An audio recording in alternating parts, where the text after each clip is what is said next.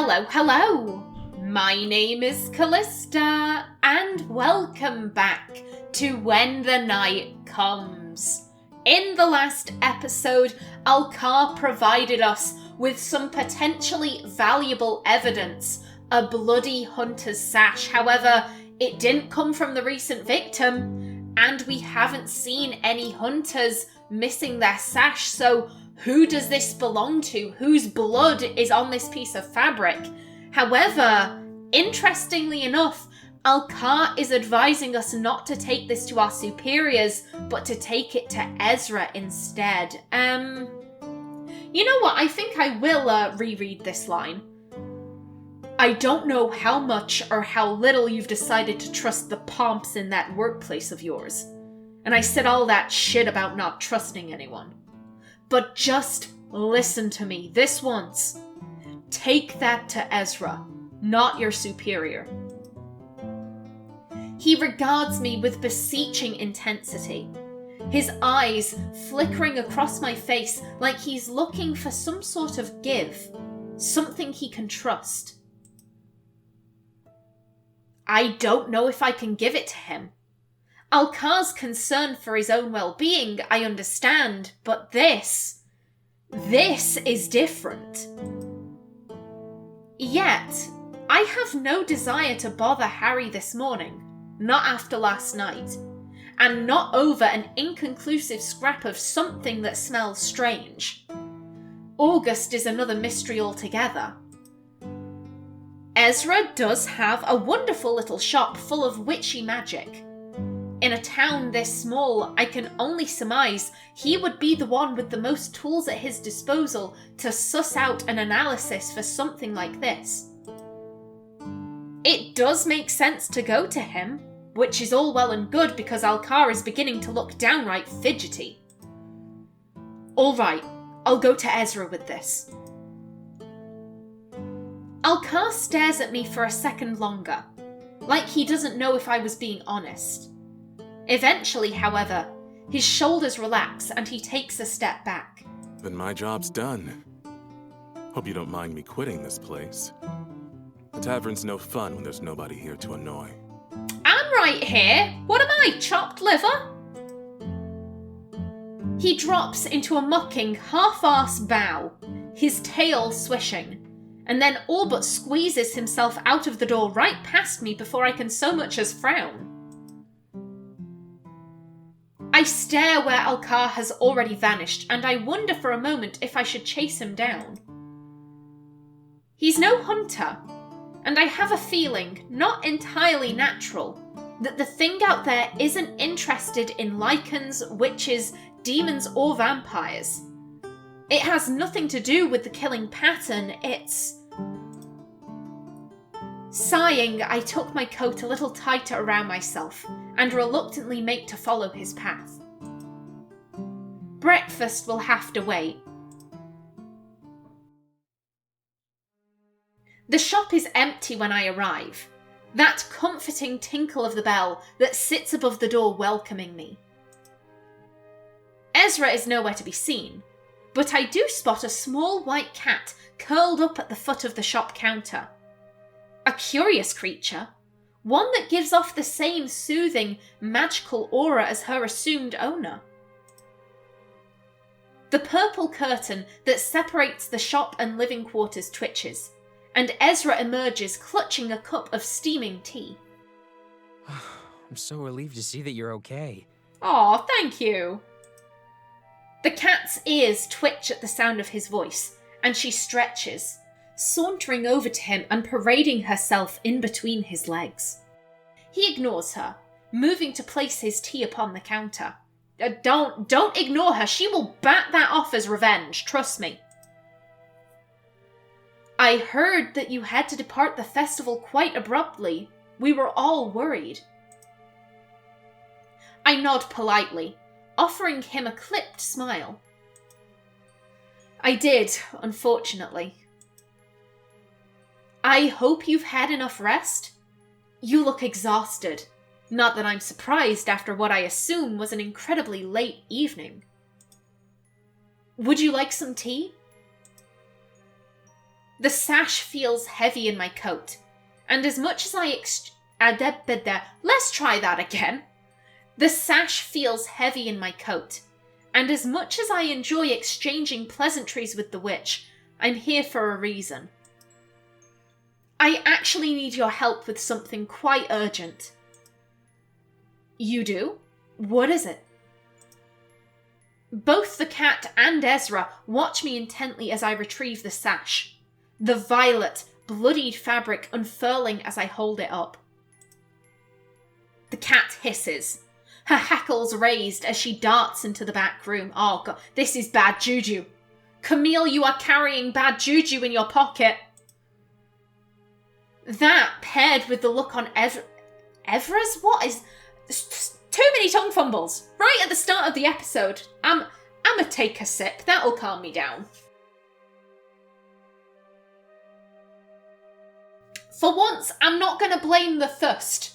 It is not the thirst that is making me tongue fumble. It is the stress. It is the stress. My boyfriend arrives tomorrow. That'll be a week ago by the time you're watching this. And I've got to record this episode and then 2 more episodes of When the Night Comes today, and then I have to edit it today. And it takes me ages to edit When the Night Comes. Don't ask me why, it just does. So I'm a little bit stressed that I may not make this in time. So that, paired with the look on Ezra's face, unnerves me, and I sigh heavily, exasperated as he rushes past me to lock the front door. Deadbolt and all. He faces the door, his palms splayed flat upon the window pane. It glows a pleasant shade of blue as he whispers what I assume to be a ward incantation before he turns to join me. Though we're quite clearly alone, his voice is tactfully quiet. Where exactly did you get that? The words rush out of him and his aura is panicked. So much so that I begin to feel a terrible sense of unease washing over me. Ezra is the one person I truly had no hesitation about trusting from the start. Someone I thought I could rely on. But I find myself questioning his intentions. Could he possibly already know who this belongs to? And if so, how? Alkar found it in the woods last night. He told me to bring it to you, and only you. He runs a hand through his curls, and I notice that it's shaking. Oh dear, I do trust Ezra. I trust Ezra a lot more than I trust Harry.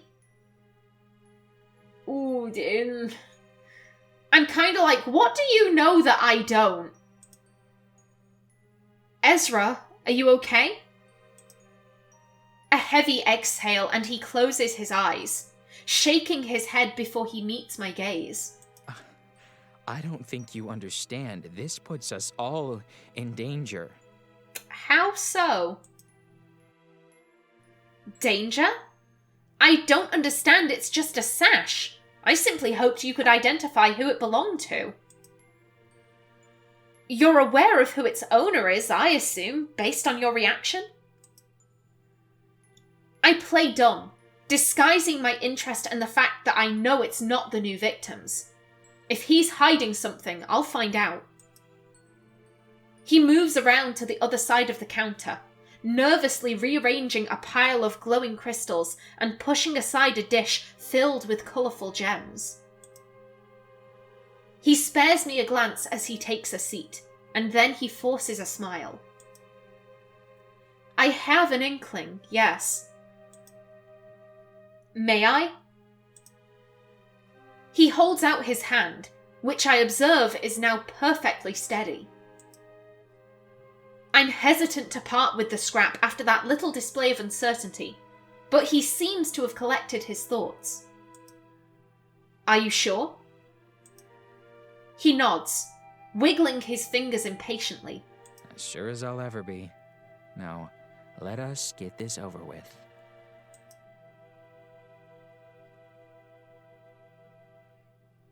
Ooh. Hello. He really does have the cutest freckles. Like, just covering his cheeks. I really do like freckles. I'm so envious of people who have them.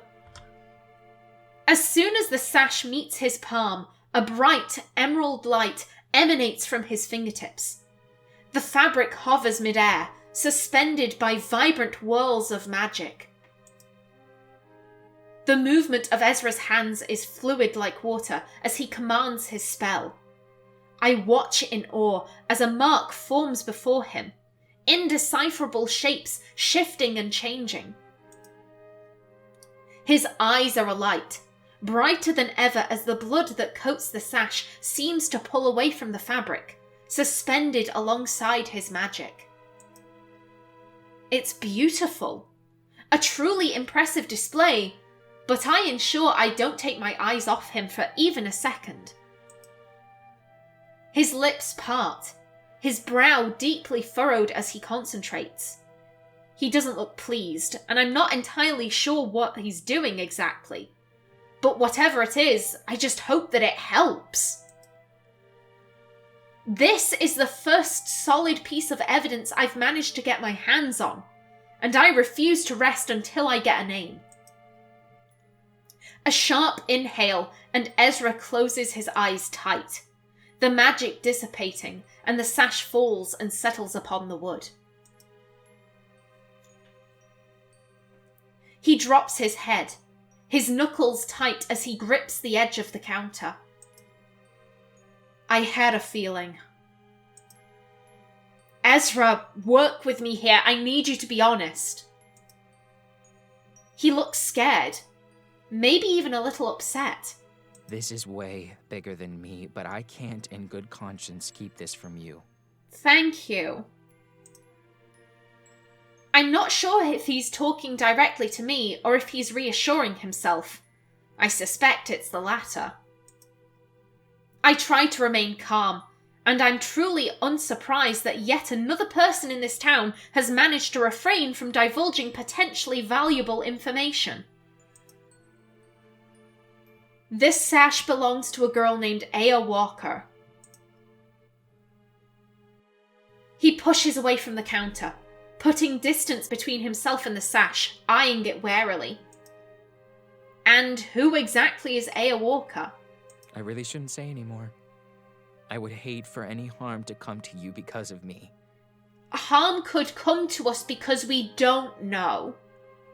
I get that people are like, oh, if we give this person too much information, then they'll get hurt because of that. However, if we don't know certain important facts, we could walk into a trap.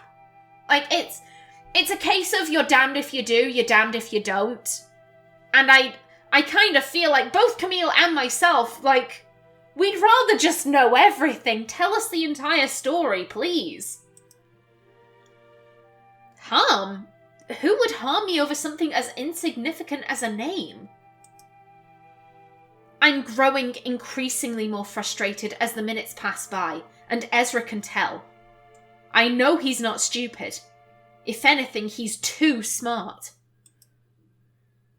I suppose he's just looking out for himself, but whatever knowledge he's retaining is clearly valuable, and I must know. I think back to what Omen said only a few nights ago, about Finn visiting less, about Ezra being tired all the time. Is this connected somehow? Ooh. Oh, I don't know.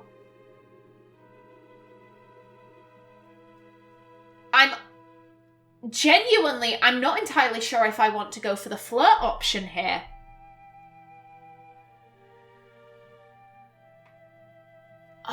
Ooh.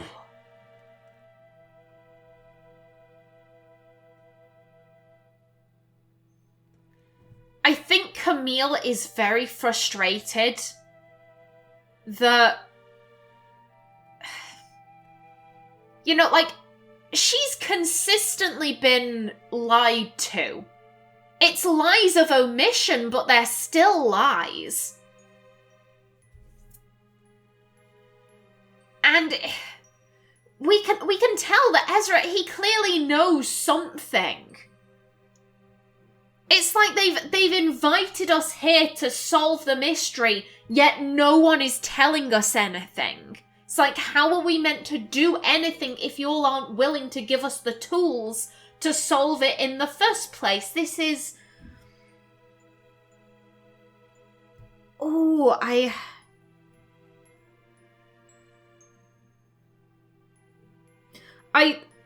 want to go for this because it's a flirt option. And also because, you know the old saying, you get more flies with honey than with vinegar.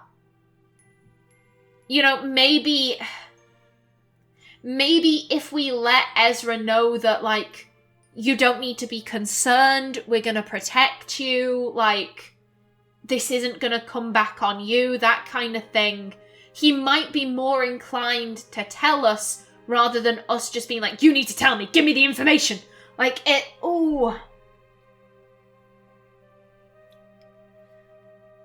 I'm trying to think, how is Camille balancing her frustrations here? I mean, the dialogue has shown she's clearly getting more and more pissed off. Ooh.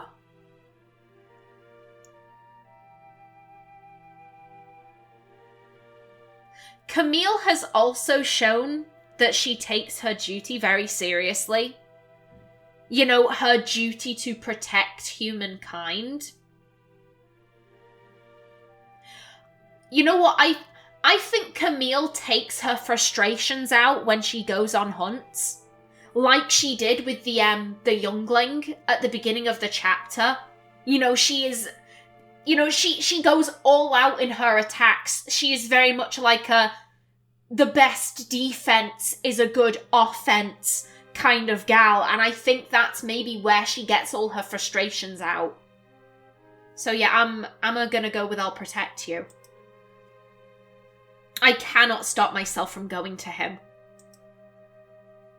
The way he stares at the sash and the way all colour drains from his freckled cheeks has my heart aching.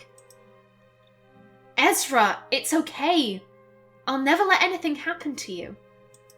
I worry about you. I know that sounds foolish, but I care for you, and I will not be responsible for you getting hurt. If you don't tell me, and then I get hurt anyway, then you're also responsible, because you potentially hid something that could have saved our life. That could have prevented us from getting hurt. Maybe, like... Oh, this...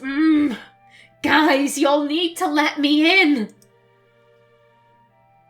He wraps his arms around his waist, almost as if he's trying to hold himself together. I reach out with a tentative hand, and he steps forward. Without hesitation, I wrap my arms around him. Our bodies seamed from shoulder to waist to hip. He buries his face in the crook of my neck, his hands splayed upon my back, his fingers curled tightly in my clothing.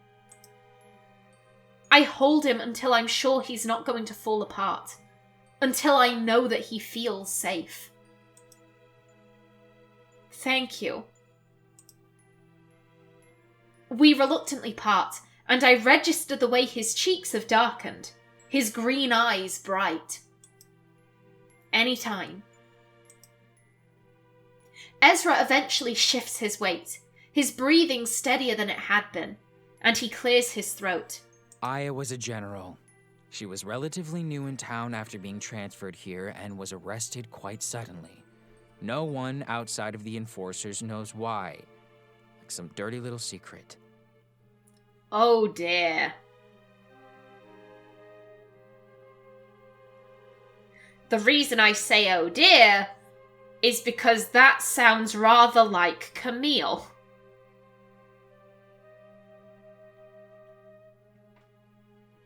Admittedly, we don't know why Aya was transferred here.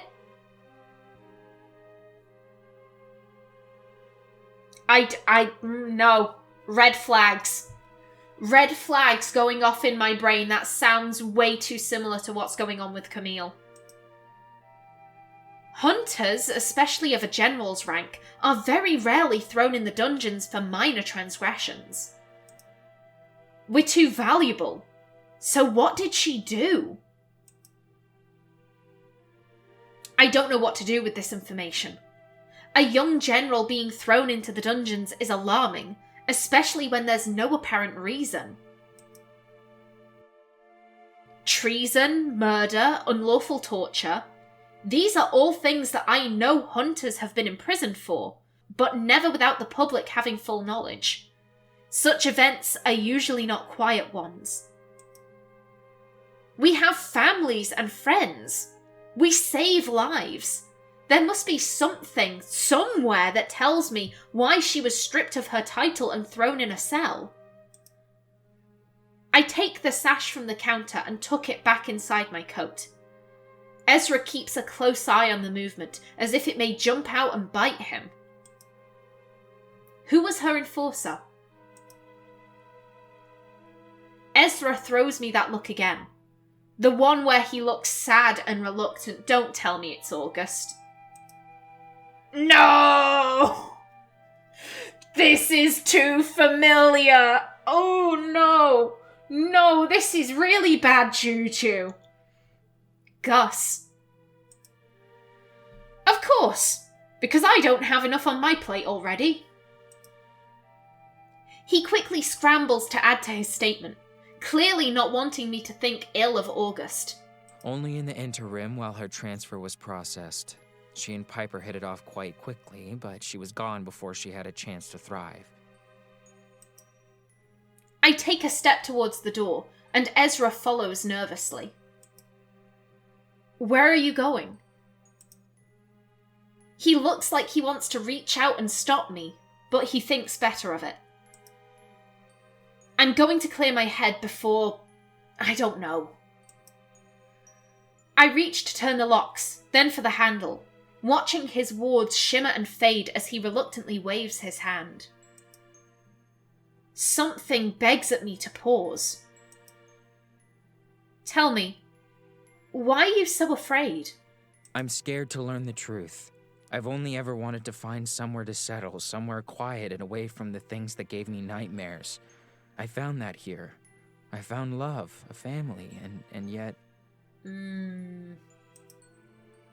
Nothing lasts forever? He shakes his head. Everything crumbles, eventually. That's why I'm afraid. I just want a normal life.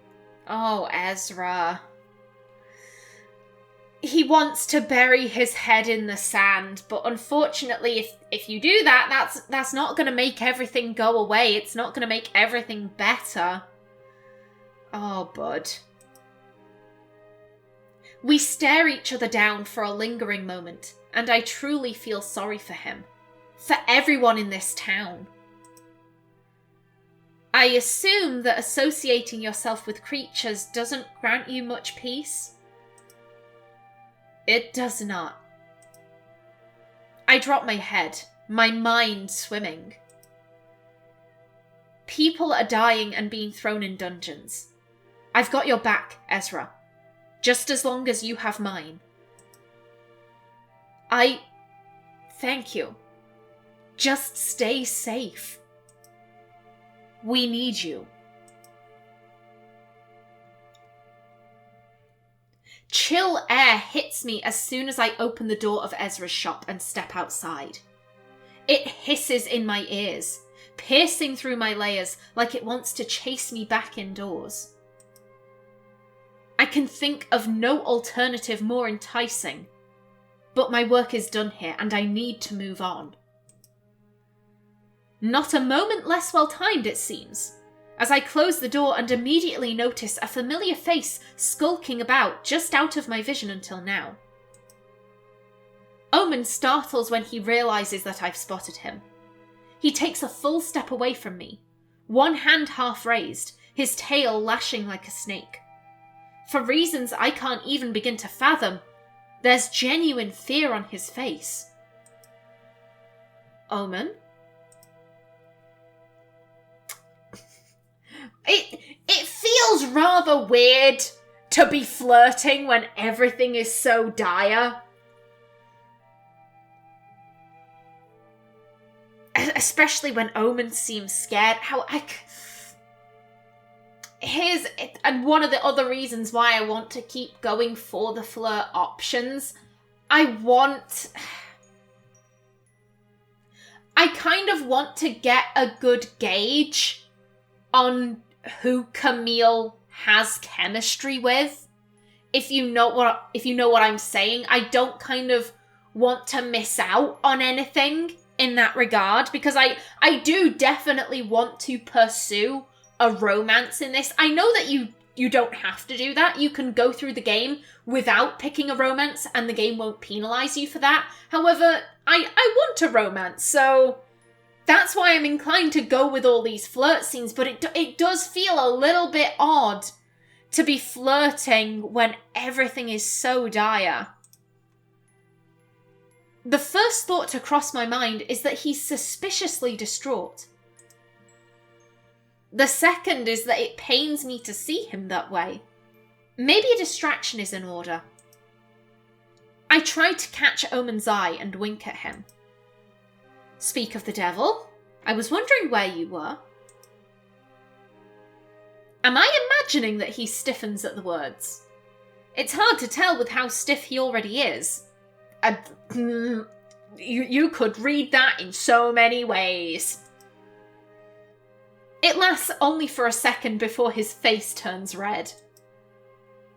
Maybe redder than just a blush. Something flickers in Omen's eyes, like embers about to burst to life. But he looks sideways too quickly for me to make sure. His aura churns, shifts, but doesn't change.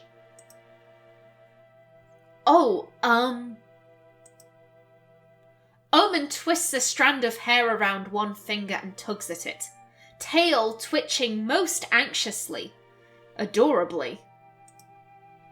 I'm sorry, I didn't mean to upset you.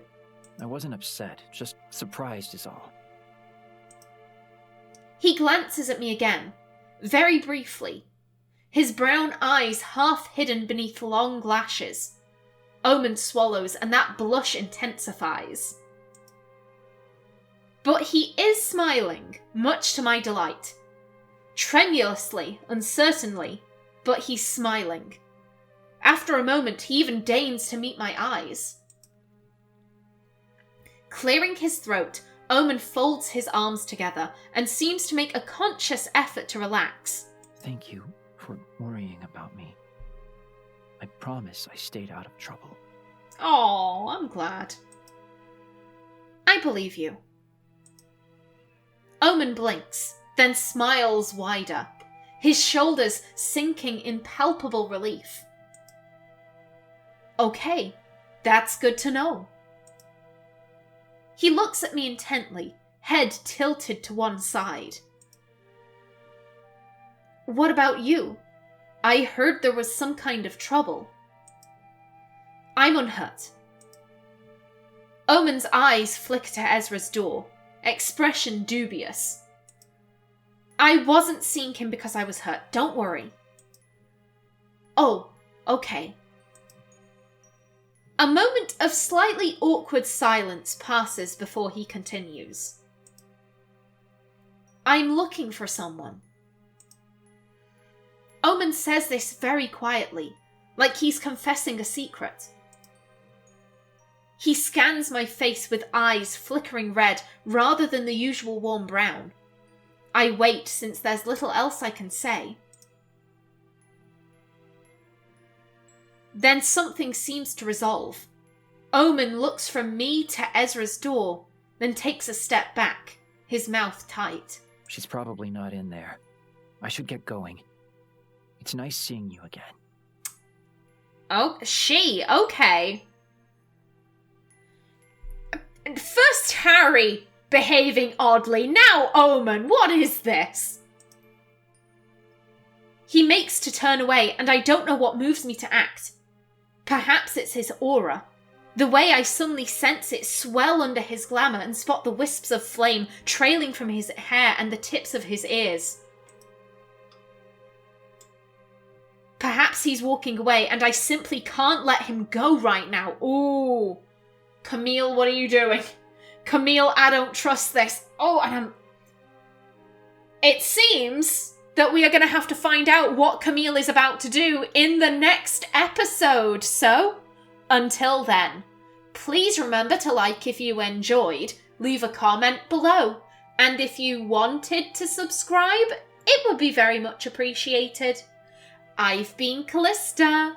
Thanks for watching, and see you in the next episode.